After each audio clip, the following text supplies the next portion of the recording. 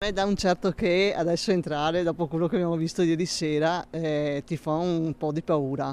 Io ho lavorato per 22 anni qui dentro, adesso non ci sono, però solo il pensiero che comunque anch'io lavoravo e mi trovassi da sola, ero di sopra, sarei rimasto un po'. Lo stupore, misto in alcuni ad un po' di paura, in altri ad una certa dose di fatalismo, sono i sentimenti prevalenti tra chi stamattina entra a fare acquisti al Vale Center, appena poche ore dopo la rapina di un commando di uomini incappucciati armato anche di Kalashnikov. Inevitabile per molti porsi la domanda come mi sarei comportato se ci fossi stato io. Mi ha detto che viene anche con suo figlio, che è piccolo. Ah sì, vengo sempre a fare la spesa anche, quindi se mi trovavo là ieri penso che, non so, mi sarebbe venuto un colpo soprattutto per lui, perché sì, un po' per tutti, cioè non è una cosa appunto tutti i giorni qua, ormai stiamo veramente andando via proprio di testa, non so. Che ho mia figlia che lavora qui. Dove lavora? Lavora come era presente ieri? No, lei ha dovuto chiudere tutto quanto le serrande appena ha saputo di quello che stava succedendo. È mai possibile che 5 personaggi entrano con un mitra e nessuno non fa nulla? Le telecamere cosa servono?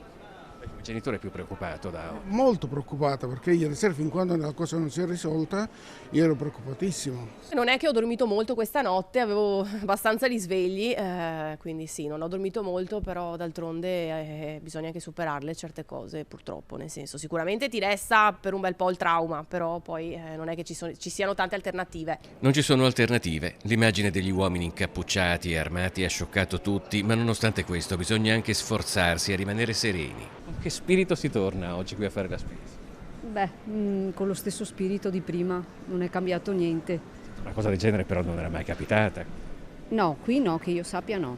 No, E non è preoccupata. no, abito anche qua vicino, non è che in zona.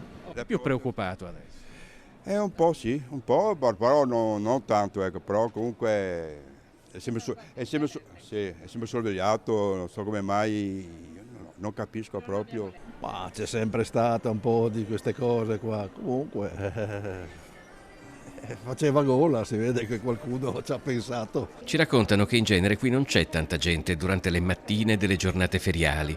Curiosamente oggi ce n'è di più. Infatti io ho sentito dalla gente che hanno detto questa cosa ma magari la gente è anche curiosa.